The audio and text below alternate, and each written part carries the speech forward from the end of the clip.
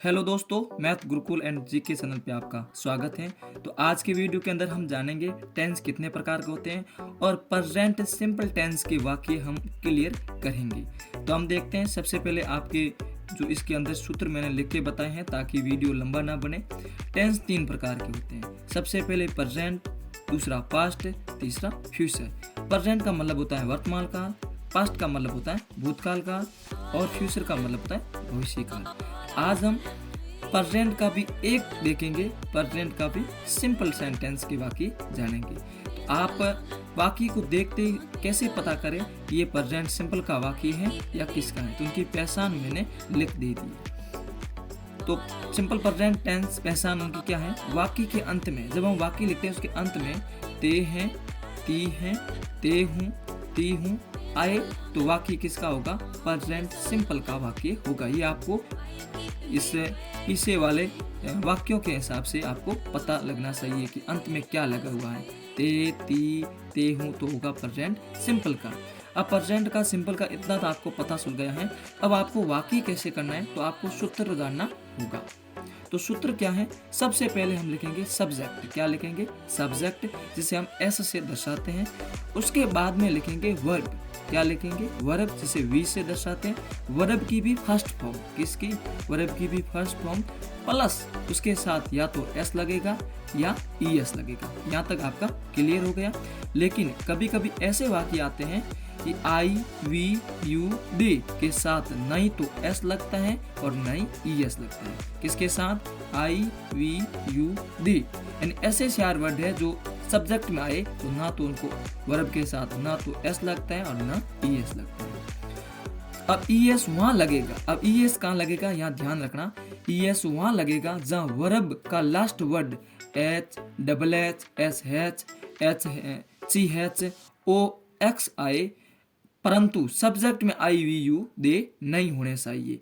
अब ये आए तो होगा आपका आई गो के साथ, जैसे कोई लिख रहे हैं ओ है तो ई एस लगेगा।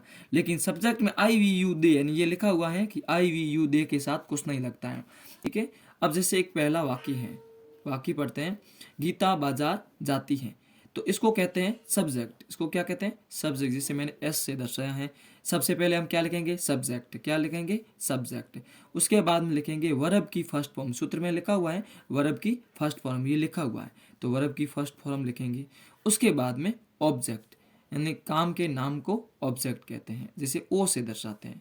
तो सबसे पहले हम लिखेंगे गीता। इंग्लिश के अंदर जब हम शुरुआत में स्टार्ट कर रहे हैं, जो शुरुआत करते हैं, तो वर्ड हमेशा बड़ा यानी कैपिटल होगा। उसके बाद में हम क्या लिखेंगे? वर्ब। तो इंग्लिश में जाता को इंग्लिश में क्या कहते हैं? गो। क्या कहते हैं? गो। मैंने कहा था इसके साथ या तो ई एस लगेगा या एस लगेगा। अब ई एस कहाँ लगेगा? H, double H, S H, C S, O X आए तो हमेशा क्या लगेगा? ई एस लगेगा। तो ओ है, इसके साथ ई एस। और कहीं जाने का भाव हो तो उसमें हमेशा टू लगता है। तो ये कहाँ जा रही है? बाजार। बाजार को इंग्लिश में क्या कहते हैं? मार्केट। ये तो हुआ आपका एक और वाक्य देख के ऐसे हम बनाते हैं यहाँ कि रमेश घर पर पढ़ता है। तो वाक्य लिखा तो सबसे पहले तो हम लिखेंगे सब्जेक्ट रमेश। उसके बाद में वर्ब यानी पढ़ता, यानी सबसे पहले तो हम हो गया सब्जेक्ट हमने लिख दिया। उसके बाद वर्ब, वर्ब अब लिखेंगे और उसके बाद में ऑब्जेक्ट है। ठीक है। तो रमेश पढ़ने को इंग्लिश में कहते हैं read. R E A, R E A D. अब वाक्य क्या है कि अब इसमें ड है यानी डी लगा हुआ है और ई एस कहाँ लगता है? E S, H, double H, S S, C S, O X आए तो ई एस। अब इसके पास ऐसे वर्ड नहीं है तो सिर्फ एस लगाएंगे। ठीक है। और ये कहाँ पढ़ता है? घर पे, तो on house, S O U S E. वाक्य है हमारा वे बाजार जाते हैं। तो अब सबसे पहले तो हम लिखेंगे दे, क्योंकि वे को इंग्लिश में क्या कहते हैं? दे। और उसके बाद में गो। अब ओ के साथ मैंने कहा था ई एस लगेगा, मगर सब्जेक्ट में आई वी यू दे हो तो ना तो एस लगता है ना ई एस लगता है। तो आई वी यू दे, दे यानी वे होता है वो है, तो नहीं तो एस लगेगा ना ई एस लगेगा। तो टू जाने का भाव हो तो टू मार्केट। ये तो है सब्जेक्ट और ये है वर्ब और ये है ऑब्जेक्ट। यानी काम कर्ता कारक सब्जेक्ट, इसको वर्ब, और काम के नाम को ऑब्जेक्ट कहते हैं। अब हम एक और ऐसा वाक्य बनाते हैं, जैसे एक वाक्य बनाया मैंने, आती है, तो वो घर पे जाती है, तो क्या है, स्त्रीलिंग है यानी महिला है। तो वो अगर पुरुष होता तो वो की जगह ही लिखते, लेकिन लड़की है तो हम सी लिखेंगे। और ये तो हो गया सब्जेक्ट, और ये हो गया वर्ब, और ये हो गया ऑब्जेक्ट। ठीक है, तो अब लिखेंगे गो। ठीक है, अब इसके साथ ईएस लगेगा। वो घर पर जाती है, तो सी गोज टू, कहाँ जा रही है, हाउस, ऑन हाउस। दोस्तों अब हम प्रेजेंट सिंपल का नेगेटिव सेंटेंस जानेंगे। तो जब हम सिंपल पढ़ रहे थे अफर्मेटिव का, तो उसमें ई एस एस लगते थे। अब इसमें नेगेटिव में ना तो ई एस लगेगा ना एस लगेगा, लेकिन उनकी जगह डज नॉट या डू नॉट लगेगा। अब डज नॉट कहाँ लगेगा, डू नॉट कहाँ लगेगा, वही हम जानेंगे। तो हम सबसे पहले आपको सूत्र बता देते हैं। सबसे पहले हम लिखते हैं सब्जेक्ट, नकारात्मक वाले के वाक्यों के साथ सबसे पहले सब्जेक्ट, उसके बाद में या तो डू नॉट लगेगा या डज नॉट, उसके बाद में वर्ब की फर्स्ट फॉर्म, बाद में ऑब्जेक्ट। ठीक है, अब डज नॉट या डज कहाँ लगेगा वो भी आप जान सकते हैं। तो ही सी इट नेम, वो एक वचन के साथ हमेशा क्या लगेगा, डज लगेगा, बाकी के साथ डू लगेगा। अब हम एक वाक्य लेते हैं, रमेश जोधपुर नहीं जाता है। तो आपको पहले तो देख के पता लगाना कि ये वाक्य किसका है, क्योंकि पीछे ता लगा हुआ है। तो प्रेजेंट सिंपल का है, वाक्य किसका है, प्रेजेंट सिंपल का है। प्रेजेंट सिंपल का भी किसका, नेगेटिव, क्योंकि नहीं आया हुआ है। तो सबसे पहले हम लिखेंगे रमेश। ठीक है, या तो इसके साथ डज नॉट लगाएंगे या डू नॉट। तो मैंने कहा था ही सी इट नेम, वो एक वचन है, तो ये नेम बियर एक वचन के है, तो इसके साथ डज नॉट लगेगा।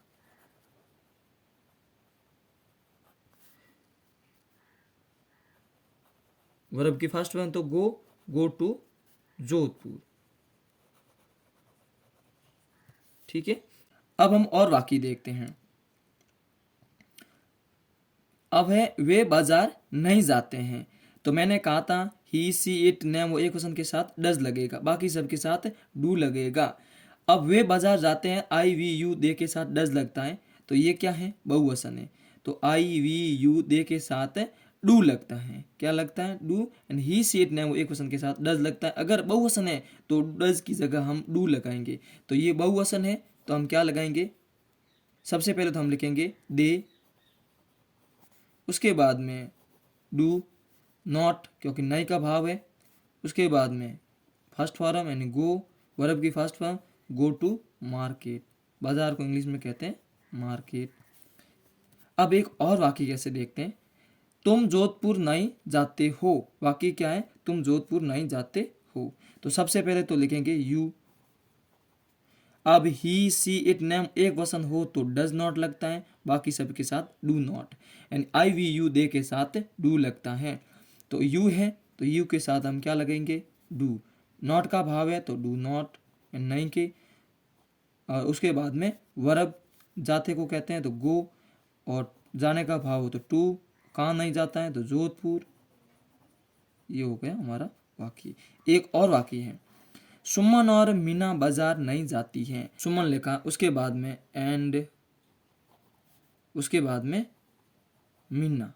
ठीक है, अब सुमन एंड मीना, मैंने कहा था ही सी इट नेम, हो एक वचन हो तो हमेशा डज लगेगा। इसमें नाम तो है मगर ये बहुवचन है, तो हमेशा क्या लगेगा, डू लगेगा। नॉट का भाव है तो डू नॉट।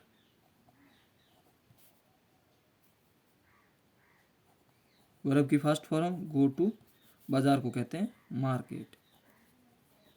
ठीक है, अब हम देखते हैं इंटरगेटिव के सेंटेंस, जिसे कहते हैं प्रश्नवाचक वाक्य। क्या वाले जैसे वाक्य बनते हैं, क्या सबसे पहले आगे लगे होते हैं, इंग्लिश में बोलते हैं इंट्रोगेटिव सेंटेंस, यानी सकारात्मक वाले वाक्य हो गए, इसको कहते हैं प्रश्नवाचक वाक्य। सूत्र क्या है, पहले डज, डू या डज, बाद में सब्जेक्ट, और उसके बाद में वर्ब की फर्स्ट फॉर्म प्लस। अब क्या की जगह हम तो या तो लगेंगे डू या लगाएंगे डज। तो वही सेम सूत्र नेगेटिव वाला कि ही सी इट नेम वो एक वचन के साथ डज लगता है, आई वी यू दे के साथ डू लगेगा। यानी ही सी इट नेम वो एक वचन आए तो हमेशा डज, और आई वी यू या दे या बहुवचन हो तो डू लगेगा। तो क्या तुम स्कूल जाते हो, ये क्या तुम स्कूल जाते हो, तो ये क्या है, ये वाक्य कैसा है, बहुवचन है। तो हम यहाँ सबसे पहले लगेंगे डू।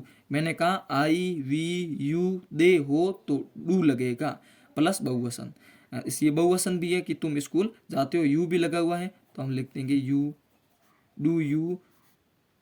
फर्स्ट फॉर्म तो गो, जाने को कहते हैं, तो कहीं जाने का भाव हो तो टू, और कहाँ जा रहे हैं स्कूल तो गो टू, यानी do you go to school. ठीक है, एक और देखते हैं ताकि आराम से आपको अच्छे से समझ में आ। जोधपुर जाती है वाक्य है, तो क्या टीना जोधपुर जाती है, तो इसमें ही सी इट नेम एक वचन है तो हमें यहाँ लगाएंगे डज लगाएंगे। ठीक है, उसके बाद में टीना लिखेंगे और उसके बाद में वर्ब की फर्स्ट फॉर्म तो गो लिखेंगे, और जाने का भाव हो तो टू लिखते हैं, और फिर जोधपुर। अब एक और वाक्य देखते हैं, और टीना बाजार जाती है। अब वाक्य क्या है, नेम है लेकिन बहुवचन है। तो हम सबसे पहले मैंने कहा था ही सी इट नेम वो एक वचन हो तो डज लगेगा, लेकिन बहुवचन के साथ हमेशा डू लगेगा, और उस डू लगा दिया। तो उसके बाद में मीना एंड टीना, वर्ब की फर्स्ट फॉर्म वर्ब गो तो इंग्लिश में जी हो गया। उसके बाद में गो टू मार्केट।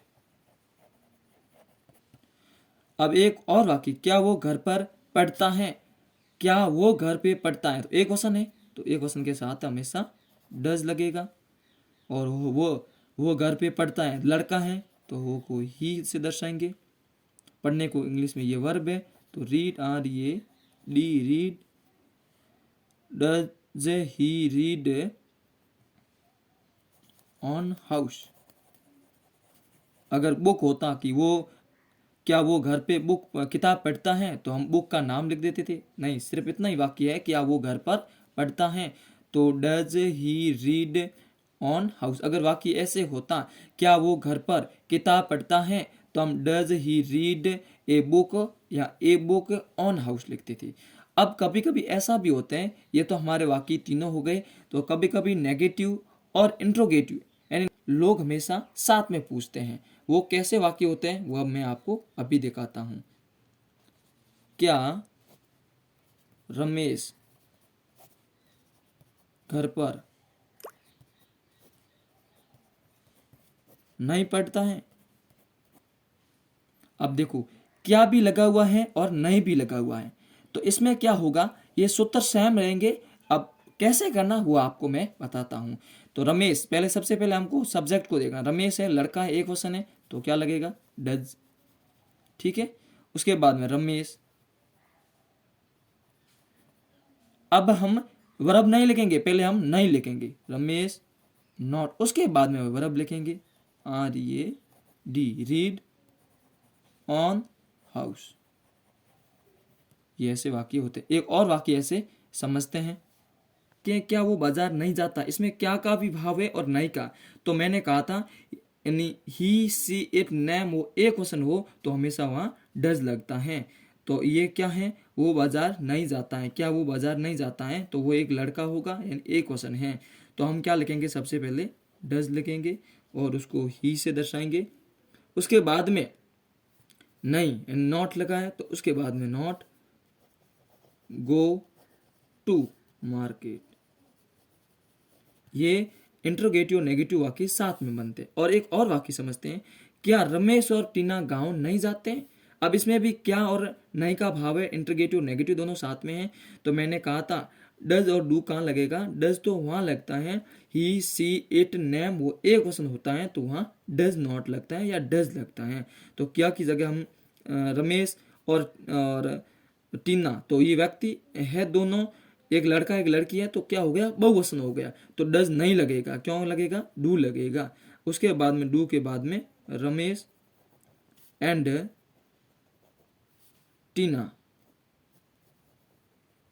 नॉट है नहीं यानी नॉट, गो यानी जाना, go to village.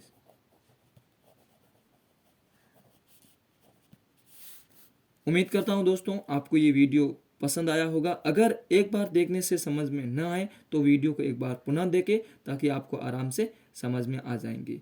Next video के अंदर हम प्रेजेंट कंटिन्यू के वीडियो आराम से देखेंगे। मिलते हैं अगली वीडियो के साथ। जय हिंद, जय भारत।